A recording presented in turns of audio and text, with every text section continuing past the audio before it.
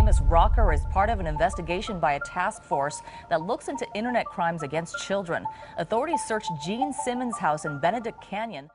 Breaking news rarely stuns the rock world anymore. After all, Gene Simmons has built a career out of being outrageous, larger than life, and always one step ahead of the headlines. But this time, it's different. This time, the man who branded himself as immortal, the demon of KISS, the fire-breathing machine who once declared he'd never stop, has just done something so unexpected, fans are left speechless. And what makes it even more powerful is that it doesn't come wrapped in flames, leather, or blood-spitting theatrics. It comes wrapped in raw humanity. For half a century, Gene Simmons has been the living embodiment of rock and roll excess. He's the guy who turned makeup into mythology, who took a hard rock band and transformed it into one of the most profitable empires in music history. He's a businessman, a provocateur, a larger-than-life personality who always seemed untouchable. For decades, his message was simple. Gene Simmons doesn't break. Gene Simmons doesn't bend. Gene Simmons conquers. And yet, the latest revelation proves something nobody expected, that even the fiercest icons can be shaken. The timing of this news couldn't be more jarring. For years, KISS has been on their endless farewell tours, promising fans the last show while extending the spectacle again and again. Simmons has always been the anchor of that promise. The unshakable figure standing tall under the black and white paint, the man who made fans believe that KISS could outlive even time itself. But then came this bombshell, a headline that cuts deeper than any stage stunt ever could. What makes this moment so explosive isn't just what Gene revealed, it's what it represents. For decades, fans have worshipped the mask, the armor, the persona of the demon. They bought into the illusion that he was something beyond human, a machine who thrived on power, money, and adoration. But now, suddenly, the curtain has been pulled back. Instead of a monster, we're looking at a man. A man carrying the weight of secrets, regrets, and revelations that change the way fans see him forever. Think about it. Gene Simmons has built his entire empire on control. Control of his image, control of his band, control of his finances, even control of his family life through carefully managed appearances and reality TV spectacles. Control is his brand. But the moment this story broke, fans realized something chilling. Control had slipped. For the first time, Gene Simmons wasn't directing the narrative. He was the narrative. The fan reaction was instant and it was brutal. Social media lit up with disbelief. Is this real? No way Gene would admit that. This changes everything. Some fans felt betrayed, as though the hero they had followed since the 70s had pulled off the greatest mask reveal of all. Not on stage, but in real life. Others were struck with compassion, realizing that behind the bluster and bravado was a man who finally let the armor crack. That duality, the shock and the empathy, is what makes this story so gripping. Simmons himself once said that he never wanted fans to see him as human. He wanted to be larger than life, untouchable, unforgettable. He wanted to be remembered not as a man, but as a myth. And yet here we are, staring at the headline that proves even myths bleed. Even demons get tired. Even legends can be humbled. The irony is almost cinematic. For decades, Gene sold himself as the last man standing. When other rockers fell to addiction, bankruptcy, or obscurity, he thrived. When others admitted weakness, he doubled down on arrogance. He built a career on reminding the world that he was smarter, tougher, and harder to kill than anyone else. And now, in one single confession, he's reminded us of something else, that even the strongest masks eventually crack under the weight of reality. What exactly did Gene Simmons reveal? That's the question burning through every fan forum, every headline, every late-night conversation between lifelong followers of KISS. And the answer is shocking, not just because of the content, but because of the messenger.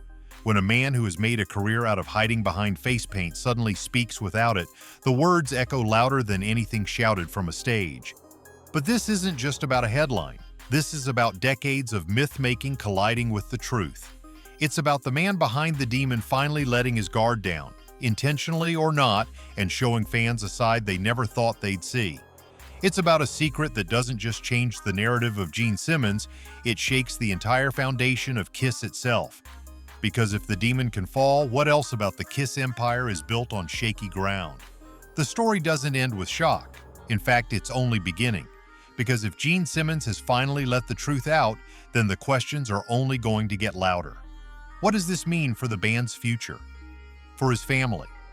For his carefully protected legacy as the man who outsmarted the entire music industry? And most importantly, how will fans reconcile the image of the demon with the reality of the man? One thing is certain, Gene Simmons has always thrived on controversy, but this time the stakes are higher than ever. This isn't about pyrotechnics or record sales, it's about legacy. And for the first time, that legacy is under fire not from critics or rivals, but from the truth itself. And here's the question fans can't stop asking themselves. Was this revelation a moment of weakness, or the most human, powerful move Gene Simmons has ever made? To understand why this revelation shook fans so deeply, you have to look at the man behind the armor. Gene Simmons has always presented himself as indestructible, but that illusion was crafted from a lifetime of struggle, sacrifice, and an obsession with control that started long before KISS ever painted their faces. Gene was born Chaim-Witz in Haifa, Israel, the child of a Holocaust survivor mother who carried scars that no one could see. When his father abandoned the family, Gene learned the first brutal lesson of his life, that survival meant taking control. He was only a boy when he and his mother moved to New York City, landing in a world of poverty, language barriers, and ridicule. English wasn't his first language, but ambition was. And from those early days, he promised himself something. No one would ever have power over him again. That promise became the foundation of Gene Simmons' empire. Every choice he made in his career was driven by the fear of losing control, of slipping back into the powerlessness he had felt as a child. Money wasn't just money, it was security.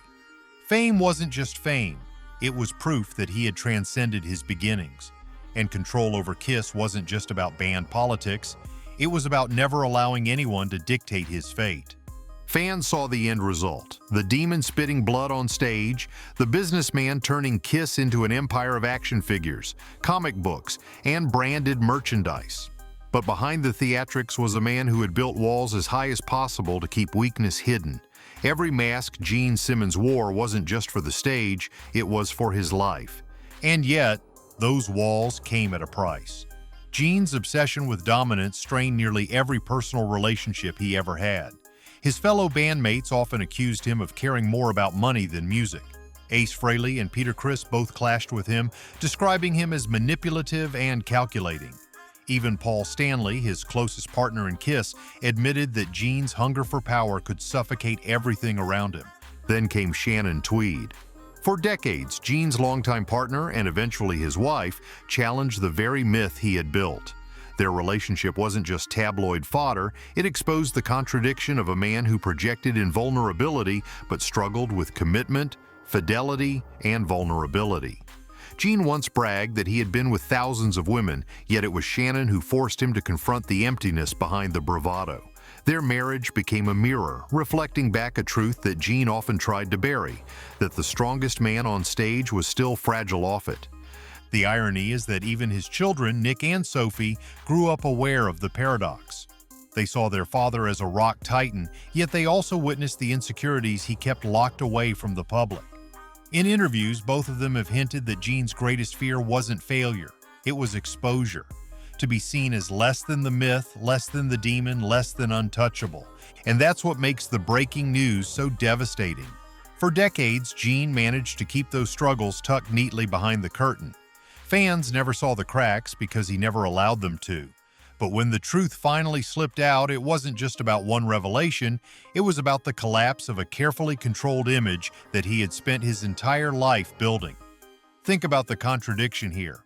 Gene Simmons, the man who preached about strength, dominance, and survival, now revealed something that stripped all of that away.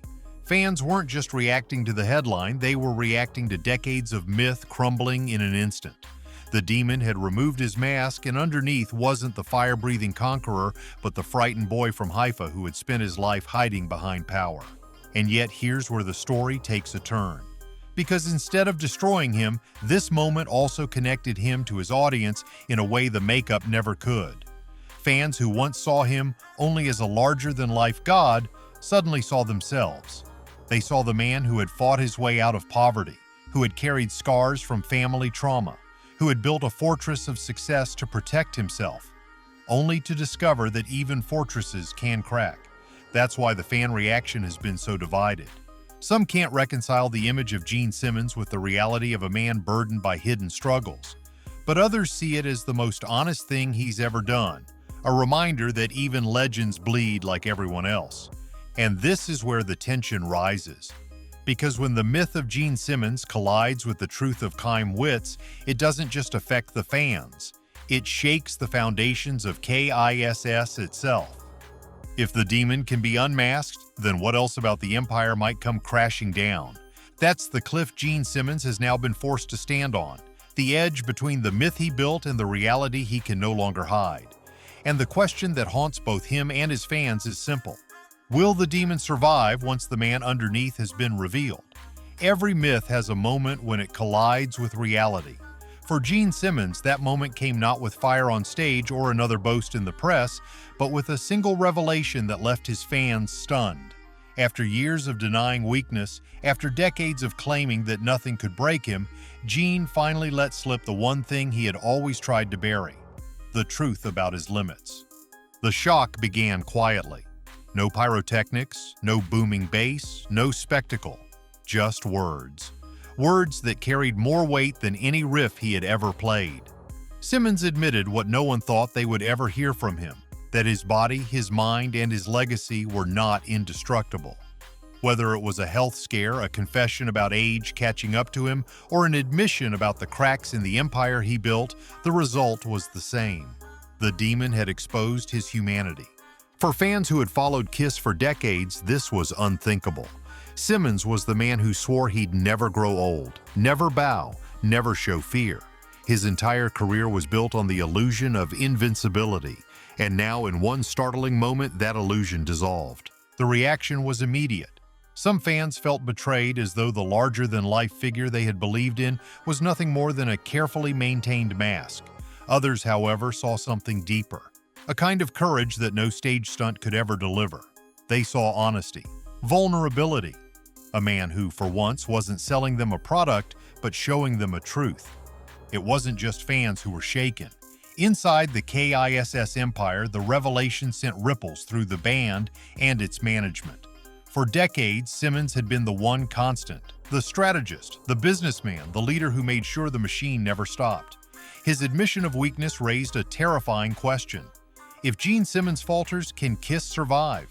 Paul Stanley, his longtime partner in crime, has always been the other half of the band's soul. Their relationship has survived more than most marriages, but even Paul has admitted that Gene's image of dominance often carried the group through storms. If the demon was finally admitting fragility, then the entire KISS machine was suddenly vulnerable. For a band that sold itself on eternity, the thought of mortality was unthinkable. And yet, that's what made the moment so gripping. Simmons wasn't spitting fire. He wasn't hiding behind theatrics. He was facing the very thing he had built his life trying to escape, the reality of being human. In a strange way, that revelation hit harder than any stage explosion. It forced fans to see the man, not just the myth. Consider the irony. For years, Gene mocked other rock stars who admitted weakness. He prided himself on being stronger, smarter, tougher. He bragged about never touching drugs, about always being in control, about keeping his empire thriving when others crashed and burned. And now here he was, revealing that even he was not immune to the one enemy no one can outsmart: time. Some fans rallied around him, applauding the honesty. They argued that Simmons had given them something more valuable than another concert or another album. He had given them the truth. Others felt unsettled, even angry. They didn't want reality. They wanted the demon. They wanted the fire-breathing god who never stopped, never aged, never faltered. For them, the admission wasn't bravery. It was betrayal. The debate raged across fan forums and social media, turning the news into a storm of speculation and emotion. Was this the end of KISS? Was Simmons preparing for retirement? Was the band's legacy about to collapse under the weight of reality? Or was this just another chapter in the ever-growing legend, proof that even in honesty, Gene knew how to shock the world? That's the genius and the tragedy of the breaking point. When Simmons finally admitted what fans thought he'd never say, he didn't just reveal his weakness. He forced everyone who loved KISS to confront their own. Because if even the demon can't outrun time, then maybe none of us can. And that is the cruel beauty of this moment. In one confession, Gene Simmons shattered the illusion that had defined his life. He reminded fans that behind the face paint, behind the empire, behind the myth, was always just a man trying to hold on to control. And now that control had slipped. But the breaking point wasn't the end. It was the spark that ignited a much bigger battle. Because when Gene Simmons showed his humanity, he didn't just shock his fans, he threatened the very foundation of the empire he had spent his life building. And inside that empire, war was about to begin. When Gene Simmons revealed his truth, the immediate fallout was shock. But the aftershocks ran deeper than anyone expected. This wasn't just a headline, it was an earthquake that rattled the foundation of KISS itself, a band that had built its empire on the promise of being untouchable, unbreakable, eternal. For decades, KISS has marketed themselves as more than music. They were icons, superheroes, larger-than-life characters who would outlive the men beneath the makeup. Simmons and Stanley always said KISS was bigger than its members, that the brand would survive even if the people didn't. But Gene's confession threatened that belief, because when the strongest figure in the band finally admits he isn't indestructible, suddenly the illusion cracks for everyone. Inside the band's inner circle, tension brewed. Management, always focused on protecting the brand, worried that the revelation would erode the myth that fueled ticket sales and merchandise empires. For them, Gene's humanity wasn't inspiring. It was dangerous. Fans might empathize, yes, but they might also start asking questions no empire wants to face. What happens after the music stops? What happens when the masks come off for good? Among the fans, the debate turned into a war. Some saw Gene's honesty as betrayal. "We didn't sign up for weakness," they said. "We wanted the demon, not Chaim wits." Others defended him, arguing that this was his most powerful moment, that after decades of selling fantasy, he had finally given them reality. It was no longer about blood and fire. It was about truth. And that, perhaps, is the irony. Gene Simmons spent his entire life trying to control his legacy. He built KISS not only as a band, but as a brand designed to outlast him. He spoke often about how KISS could keep touring long after he and Paul Stanley were gone, with younger musicians wearing the makeup, carrying the torch. But his revelation cut straight through that fantasy. Suddenly, fans weren't looking at a brand, they were looking at a man. The legacy that once seemed bulletproof was suddenly fragile. Every revelation, every crack in the armor made fans wonder how much of KISS was myth and how much was reality.